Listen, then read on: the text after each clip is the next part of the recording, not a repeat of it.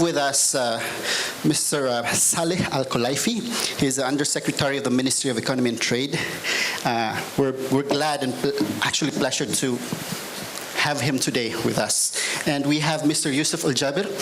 He is one of the prominent businessmen in Qatar, and right now he's the chairman of the IBD Summit, along with Mr. Vinit Nambiar, the founder of Mavericks 365. It's an international network of innovators, and he's also one of the chairmen of the IBD, director, of the IBD Summit. And of course, Mr. Azim Abbas, one of the most prominent businessmen as well, a jeweler himself, and he is the third-term president of the IPPC. It's an Indian Business Professional Council in Qatar. So today, we're going to be talking about opportunities. I believe you would like to hear about that. And how many of you know that the World Cup is coming in Qatar in 2020? I believe you all know, right? So 2022. The summit is in 2020, but the World Cup is in 2022. So today, I'd like to first ask Mr. Al-Khulaifi about the best opportunities that you could find in Qatar right now. Thank you. Good afternoon, ladies and gentlemen. Thank you for your interest in the state of Qatar. In this panel, the gentlemen will speak more in details about the different opportunities. I want to just highlight two main points. The first point has been when we are still the largest growth economy in the world for the past 10 years, we've been having double-digit growth regardless of the decline in oil prices. Even though we are closing most of the projects related to the World Cup, we've delivered most of the stadiums, but growth is still happening, whether in terms of capital or operational projects. So that's one thing we need to keep in mind. The other is we had the law number 1 of 2019 this year that allows for 100% ownership in all the economic sectors in Qatar. So that's another thing that should be an attractive point for investors to come and set up shop in Doha, whether it's in the local onshore economy, whether it's in Qatar Financial Center, whether it's in the free zone economy for re-export purposes. Qatar welcomes you in all of these fields. The main general drivers of growth, again, as I said, there is still a big number of capital projects, as well as new ventures, things like IT, cybersecurity. Qatar now is investing in one of the largest SOC centers in the Middle East. We've got large research centers that capital on the IT and cybersecurity area. We've got healthcare. We've got the largest women hospital also in the Middle East, Sidra. We've got a large logistics industry that also needs services to be plugged into that. So the gentleman will speak more about each of the different sectors, but the main ideas I wanted to keep in mind is we still have a double-digit growth. You're invited to come and set up shop in Qatar. And we're open. I'd like this to be more of a conversation, an open dialogue to see what are you more interested in Qatar. Thank you. All right, thank you, Mr. Al-Khulaifi. I think he made it very clear. Qatar is open for business right now. It made it easier for anyone to come in, set up shop. And there are a lot of sectors that are available for anyone to explore. Thank you so much for that information, Mr. Al-Khulaifi. Now, I'd like to ask Mr. Yusuf, if you would like to invest in a country or get investment from a country, why do I need to go to Qatar? Okay, thank you, Leo. First of all, I would like to thank His Excellency for being here, Mr. Saleh Al-Khulaifi, and I would like to thank all of you for being here despite the weather.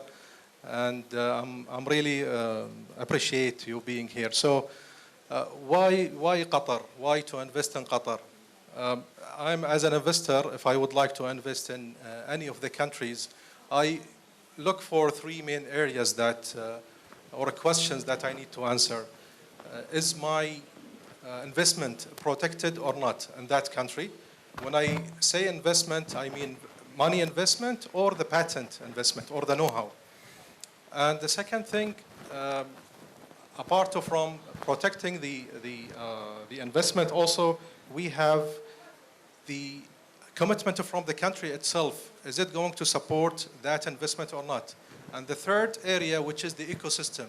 Does that country has the proper ecosystem for my investment to sustain and grow? So these are the main three areas where I focus on in order to start a business anywhere. Now, for Qatar, I would say, is your money or investment is protected? Yes. As His Excellency said, you can open 100% company shares in the company. You own it by yourself. And when it comes to the law that you would like your company, if there is any dispute or anything between your company and other companies, you can go to an entity called Qatar Financial Center, where they have a UK law. So you go there, there's a UK law, they will take care of you apart from the local law. When it comes to the ecosystem, Qatar has started developing a major ecosystems, major infrastructure. We have Qatar Financial Center. We have also, I have some examples here. Qatar Development Bank. It's a development bank where they fund you if you have really good investment opportunities, as well as we have the infrastructures like the port and so on. I don't want to take from you, and I will not spend lots of time speaking in these things, but the major thing that I would like to say, which is the commitment in Qatar, as Mr. Saleh said, Qatar used to depend on the oil and gas. And when the oil and gas prices went up, our GDP goes up. When the oil and gas goes down, our GDP is going down. So that's why the government now are doing their best to support the businesses, to support the foreign direct investment to come and to find opportunities there in Qatar. Just one thing that I would like to say also regarding IBD summit that is going to be held in April. We are welcoming you to come to present to us your know-how if you would like to open in Qatar, and also if you have opportunities that you would like us to go to India, for example, to open. Me, myself, I have opened 2 companies here in India, one in IT sector and one in facility management sector. So there are good opportunities that when you come to Qatar, you will see good investors. You can have good opportunities on both countries. Thank you. Thank you so much, Mr. Yusuf. And let me ask Mr. Vineet this time. We've heard you're planning to go to 30 cities for these so-called I3 forums to promote Qatar and the opportunities available in Qatar. Can you tell us more about these forums happening? See, when people talk about Qatar, there's a lot of excitement about the World Cup, right? But the World Cup is just Qatar's big launch party. That is just Qatar saying that we've arrived. Today, internationally, when you want to raise money, people think of New York City. They think of Singapore. They think of some of these major cities. Qatar is known as an energy hub. But what has changed is now Qatar is open for business, Qatar is open for investment. Qatar is open as a place for global investment, as a platform for global investments. That means you could come to Qatar. When you open a business in Qatar, you're pretty much international. You could be launching a cancer research hospital in Czechoslovakia or in India. But that deal, that whole project could actually be capitalized in Doha. So it is turning into this major international investment platform. So just when you come to Qatar, it's not that you're just servicing the entire Qatar state. Qatar state is, of course, it's a big market in itself, but what you're looking at is the entire world. Qatar Airways takes you to just about every village in the world today. You know, it's such a phenomenal asset there. We're building world-class logistics facilities. So see Qatar as your gateway to the whole globe. So what Leo was just saying is that we have these I3 forums. These forums are going to these cities and checking out opportunities, obviously, to invest in that city, like what GOA has to offer, but also to help those GOA entrepreneurs or those international entrepreneurs to scale internationally. So when you come to Qatar, you become international overnight. But the flip side is if you mess it up, the whole world knows as well. You know? So it works both ways. So when you're ready to go global, there is no bigger a platform like doing that in Qatar, and IBD Summit is a great platform. We're going to 30 different cities, right from New York City all the way to Singapore. Being the third-term president of the IPPC, what do you think the IPPC could help Goan businessmen in Qatar if they want to come in, set up shop there in Qatar? Well, good afternoon, His Excellency, with your permission. Ladies and gentlemen, let me just brief you about IPPC. IPPC is Indian Business and Professionals Council. We work under the aegis of Embassy of India with His Excellency, the Ambassador of India as the patron. And our organization has been there for the last 20 years. This is our 20th glorious year. We have been very successful. Our mission is actually to promote trade and commerce in either countries, India and Qatar, on bilateral basis. IPPC actually facilitates a lot of business activities between India and Qatar. We have seen in the last 20 years many investments from Qatar to India, and mostly we are interested to bring in Indian investment to Qatar. So now the thing is that we do facilitate all the FICCI and CII and ASSOCHAM. They bring their delegations and we do all the groundwork for them. But our main mission is that we encourage Indian companies to come and join the Qatar's vision of 2030. Our main aim now is that we are partnered with Qatar Free Zone Authority, and we have actually tied up with them, and we're seeing that we do help Qatar Free Zone Authority in a larger way because they have a lot in offering. And what they offer is like, they give you 100% ownership and 0% custom duty and income tax and quick building permits. And Qatar invites investment in all sectors, but now exciting opportunities are open for e-commerce, food packaging, and pharmaceutical. Also with an eye to future, Qatar is focused on renewable energy power storage solutions and artificial intelligence. So now the field in which India is trading with Qatar, India's trade with Qatar is nearly $12.3 billion, but the exports from India are nearly like $2 billion.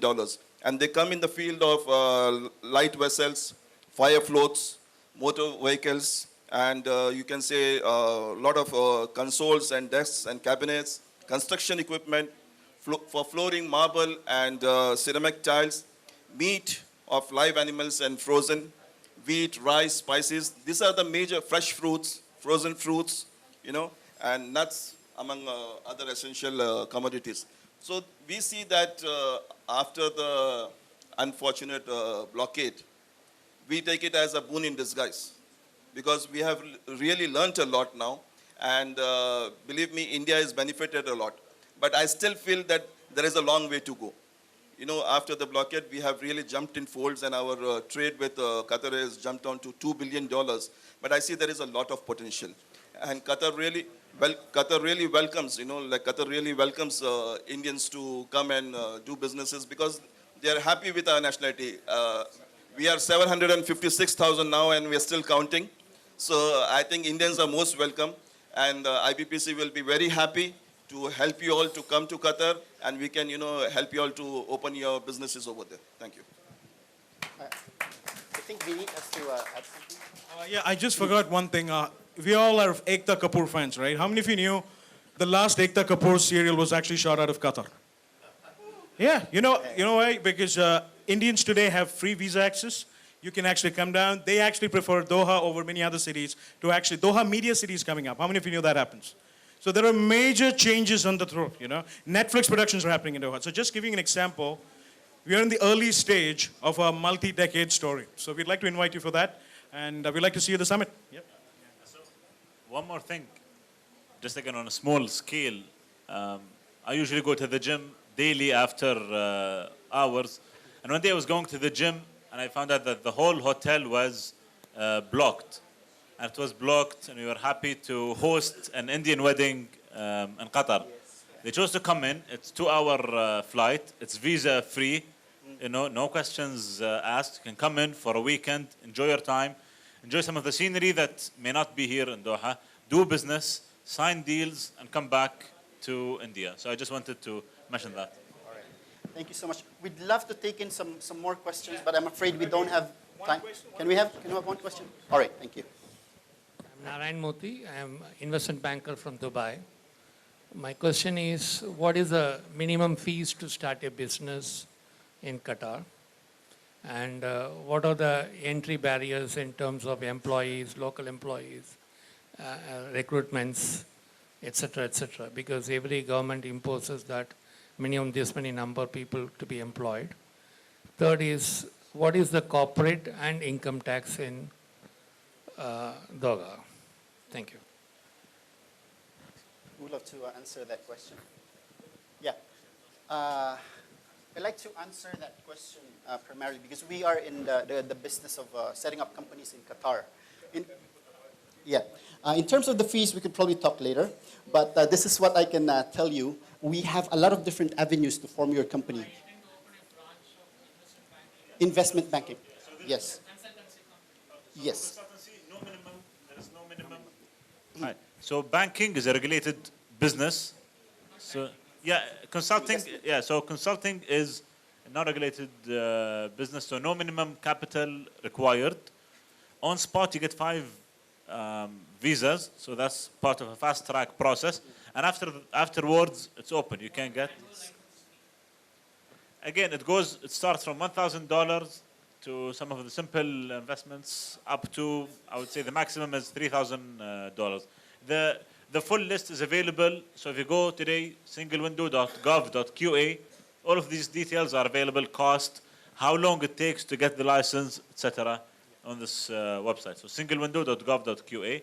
And so there is corporate tax, and you can ask for a tax holiday if you are in Qatar Financial Center, which is most probably going to help you as a financial services company. It's 10%, but we do give tax waivers and tax holidays based on your business plan and the amount of people you're going to recruit in Doha.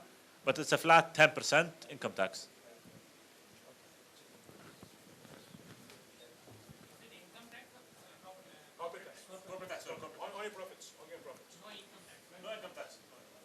Hi. I've done. Sorry, that only for the foreign partner. So if you have a Qatari partner with you, his portion doesn't pay tax.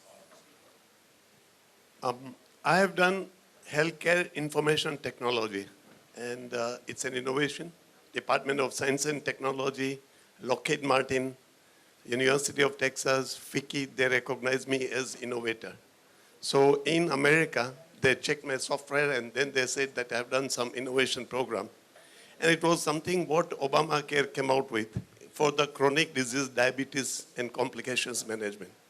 So I was looking at possibly if Qatar was going to be a base and then to be connected to Iran, because there are lots of diabetic population there. So would it be possible to have a tie-up with a hospital and then our software can be modulated for the Arab countries and for the neighboring market? So it's more the healthcare technology on innovation, artificial intelligence.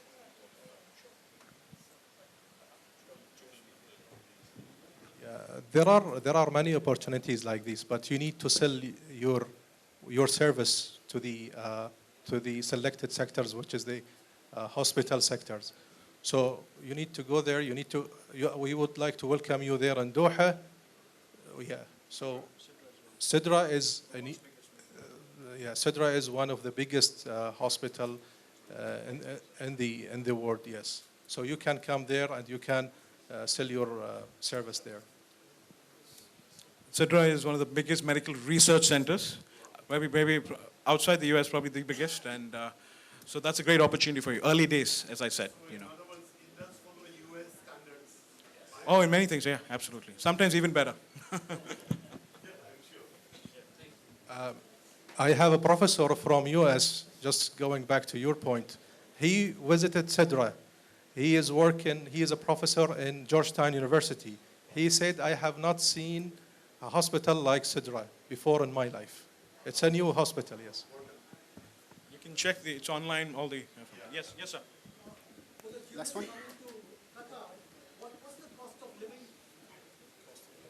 The cost of living if you're a tourist?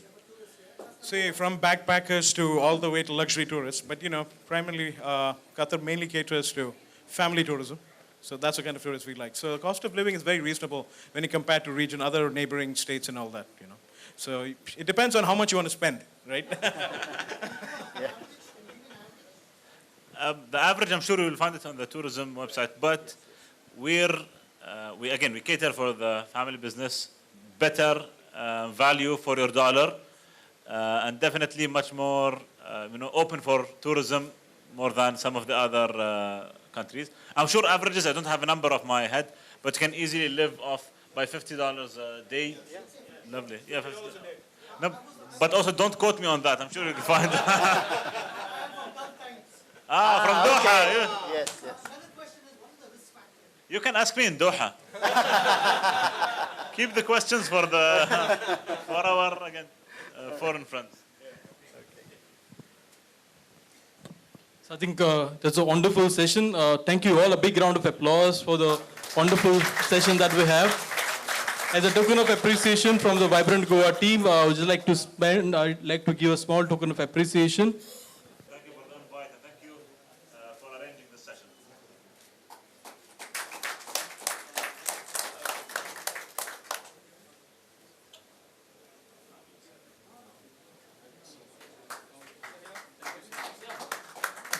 The proximity, we're talking about no more than 800 nautical miles or 1,500 kilometers, which only means that it's a day and a half of sailing from Goa to Muscat. But that's how far we are, or that's how close we are. Oman, the GDP, about $70 billion. The country is exactly the size of Maharashtra, of 300,000 square kilometers, but probably about 1/40th in terms of population. We only have about 4.5 million people, of which 750,000 are Indians. We have a very old cultural relationship between Indians particularly, who've been trading with Oman for over centuries, and those who've lived over there and continued living there. They've been given Omani nationality, they've been recognized as local citizens, and they go on to trade and prosper like any other Omani in Oman. How are we going about it now? Where do we stand? Where does Oman stand today in terms of global economics, etc., and how do we trade with India? The India-Oman trade is about $5 billion, principally oil, fertilizer, urea, ammonia, a bit of petrochemicals. There's now an increasing demand from India for gypsum, limestone, a little bit of marble, and some other downstream processed chemicals. Where does Oman go from here? Well, Oman wants that by 2040, we want to move away from being 85% government revenue based to 85% private sector generated based. So we want to turn the tide, which means that from now on, every government initiative, every government capital expenditure will be a PPP. The government wants to change the trend from being a 70-30 in favor of government to 30-70 in favor of government, or not in favor of government. That means all new projects and all new investments in infrastructure will be private sector funded. So, what are the key areas of development that are coming up? We're talking about downstream petrochemical, downstream steel, downstream alumina, and downstream plastics. The three main columns, the three main pillars on which Oman's economy will strive forward up from now to 2040 will be shipping, transport, and logistics, agriculture, fisheries, tourism, including coastal tourism, mining and related processings, education, healthcare, skills development, and entrepreneurship is something we want to pursue. So from manufacturing to tourism to transport and logistics, this comes very naturally to India as well. So today, I'm very privileged and very honored to share this dais with three stalwarts of our young and buzzing government undertakings. I have with me Engineer Salah Al-Shanfari, who heads the new food security initiative by Oman. And when I mean by food security, I mean from grass to food on the table, and everything that goes in between, from dairy to animal husbandry to growing fodder, that means agriculture, to meat processing, to milk processing, and so on. And he's going to be heading that initiative where they've formed in excess of 15 companies already, subsidiaries, under the umbrella of Oman Food Industries. I have also with me Abdulaziz Al-Risi, who works for the Diwan, the government's highest body, which is the palace, and he works for the palace. And we've taken an initiative to work on how do we empower young Omanis, how do we skill develop them, how do we get entrepreneurs from ordinary college graduates. So Abdulaziz is leading a very strong initiative on skills development, entrepreneurship, and even the next generation CEOs initiative. And he will talk a little bit about that. And that comes under the education umbrella, it comes under skills development umbrella, etc. Last but not least, Nasser al-Makbali heads our mining development of Oman. Everything to do with mining under any umbrella, to do with anything to do with the geo structure.